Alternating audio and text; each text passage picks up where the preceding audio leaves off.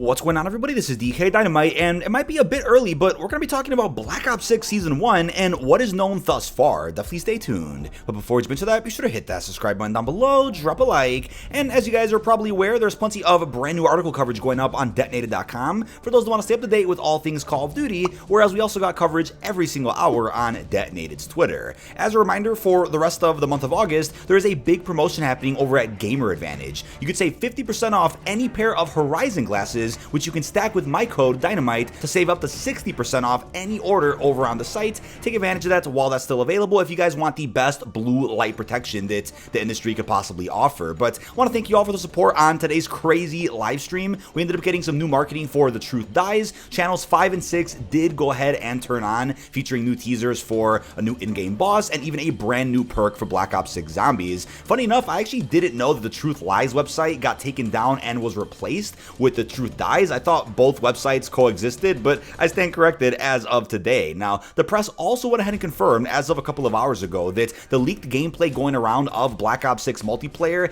is indeed an early beta build that somehow got uploaded on the PSN database as of just, I think, a couple of days ago, and that's how some folks out there are currently playing Black Ops 6 on jailbroken PlayStations. Obviously, all gameplay is still being DMCA'd off of YouTube and just about every social media site, so I can't show you any HD gameplay on screen for obvious copyright reasons, but hopefully that quiets down a little bit because I couldn't be more excited to actually see the full reveal trailer relatively soon and to get my hands on Black Ops 6 multiplayer over at COD Next on a PC or a current gen console. But it's like I said before, to judge a new Call of Duty based off leaked, blurry, and stuttery gameplay that is of an earlier build than the one that we're going to be playing at the end of the month, that's just silly at this point, and the same people complaining about the leaked footage are going to be playing the beta anyway. But I want to point out a specific moment of the Black Ops 6 Direct a couple of months ago. There was some artwork shown on somebody's monitor that I believe could be for Season 1 or could just be for something else that we don't know about yet, but it's kind of inspired me to make this video, and shout out to Fajardi for beautifully remaking the render that was shown on that person's monitor.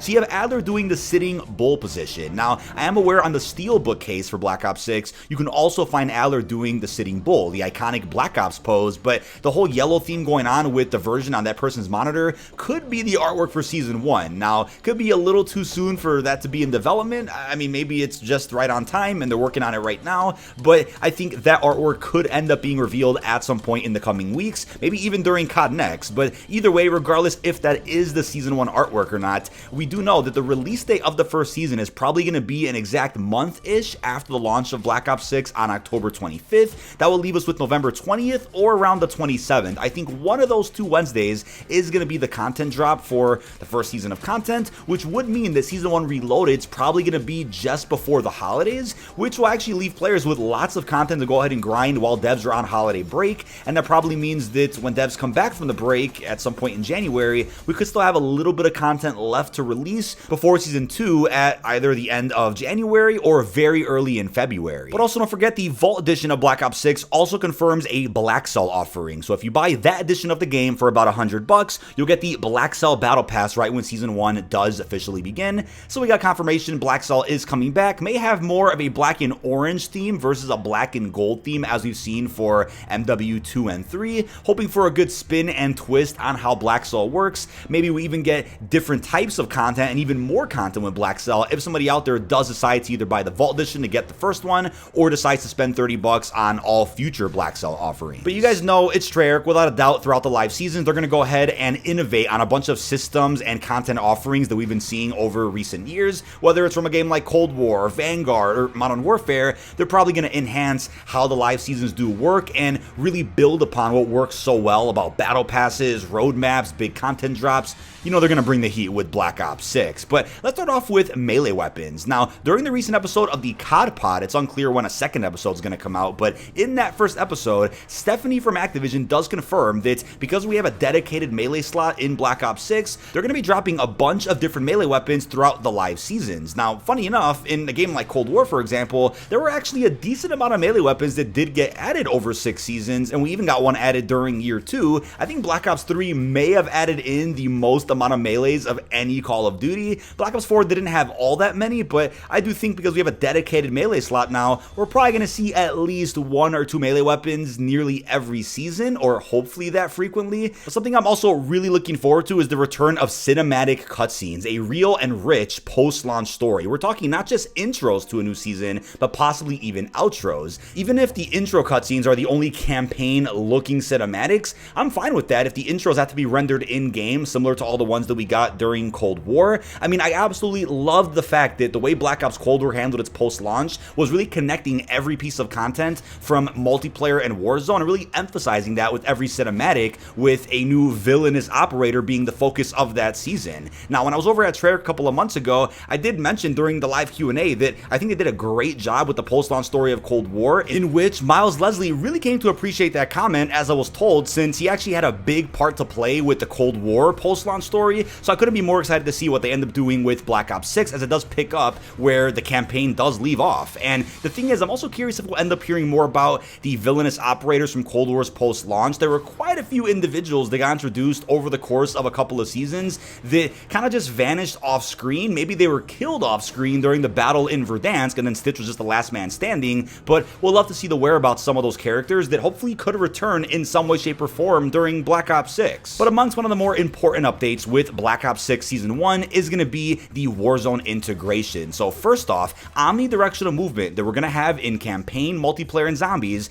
is going to be making its way into Warzone. So whether that means we get omnidirectional movement on Urzikstan, Rebirth, Fortune's Keep, whether that's what it means, or whether that means they vault certain Warzone maps and introduce a new one, that's currently unclear. But yes, all the weapons from Black Ops 6 will be usable within Warzone beginning with the first season. So if you guys decide to hop on Warzone even after Black Ops 6 comes out, but before the start of the first season, you'll just be limited to the MW3 movement system and the current maps that are available. I'm not sure about the leveling, but obviously you won't be able to use any BO6 weaponry until some point in November. But what gets crazy is when you think about what Warzone maps could be coming out with Season 1. Now, for every first season of a new Warzone integration for the last couple of years, we've been seeing a new map added into the game. So it's unclear if they're going to break that cycle a little bit with Black Ops 6's first season. As of right now, there's quite a few rumors floating around. At first, there were rumors that Verdansk was going to be the Season 1 map, which to me makes absolutely no sense. It makes more sense to drop that at some point in March to celebrate the 5-year anniversary of Warzone. That's an Infinity Ward or a Modern Warfare Warzone map, so I don't see how that could really work as the Black Ops 6 Season 1 Warzone map unless you make it Verdansk 94, but that also would be a little repetitive considering Verdansk 84.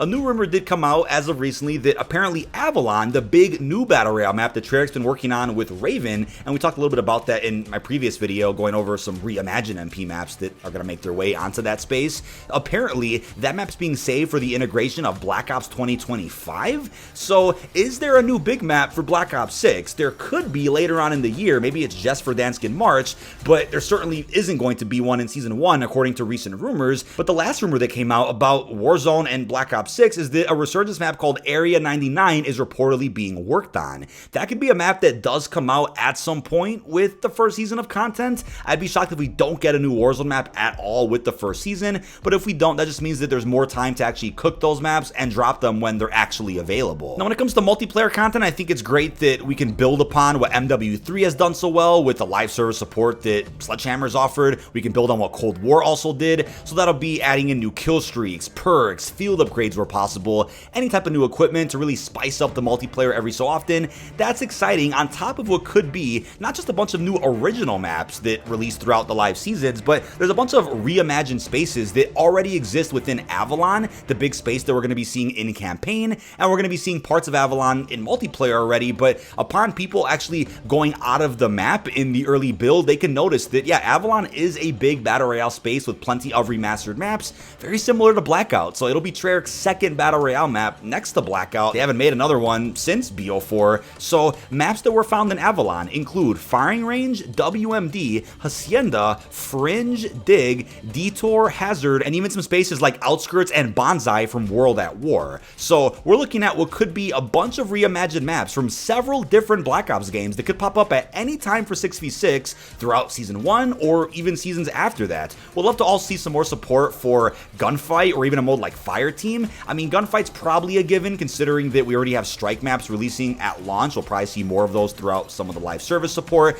But a big mode like Fire Team or whatever the Black Ops 6 Ground War mode is, hopefully that also gets some love throughout some of the DLC. I also love what Cold War Season 5 ended up doing, where they actually saved one of the new 66 maps for like a week or two after the launch of the season. So you had an initial drop at the start of the season, you had a map drop like a week or two later, and then you saved the rest of the maps for mid-season, really spreading things out to ensure the best possible longevity. Now, based on what we can see so far with the current UI and lobby menu of Black Ops 6, we know that daily challenges are going to be returning. So the question is, will we also see support for challenges like we have with Modern Warfare 3? We're talking weekly challenges, rewards as big as aftermarket parts, or could be operator mods for BO6. Will we see weekly events, maybe even prestige camos added at some point? I think a lot of those quality of life updates are certainly possible, especially for Season 1 of Black Ops 6 to really get the post-launch off to a good start. With daily challenges already on deck for the game, wouldn't be shocked to see weekly challenges as well, or at least some system like that that offers plenty of replayability throughout the duration of an entire season. But I also want to mention real quick, when it comes to ranked play and competitive support,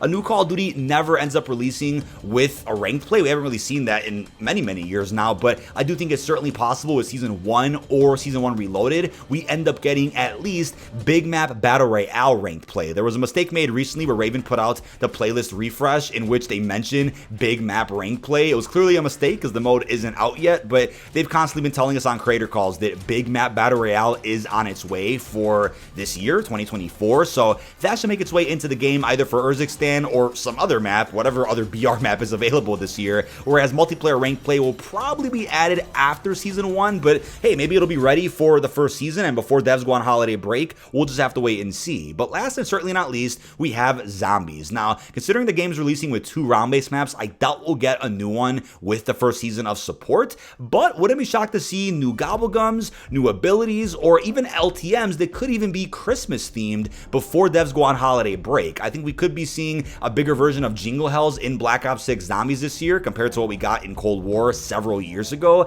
Either way, would still expect a banger of a first season for the Zombies mode, as they probably want to get off to a good start, even if we don't get another round-based map until maybe early Season 2, or hell, even sooner than that. I mean, Firebase Z came out with Season 1 Reloaded, so how crazy would it be to end up getting a new round-based map right at the end of December before devs step away for vacation? But that is about it. This has been dkdynamite. Leave our thoughts down below in the comment section. What are your thoughts on what we know so far about the first season of Black Ops 6 content? Do you think that Adler artwork is for the first season? Plus, let me know what you're feeling about the early gameplay that surfaced so far. I really hope you've enjoyed, and peace out, everybody.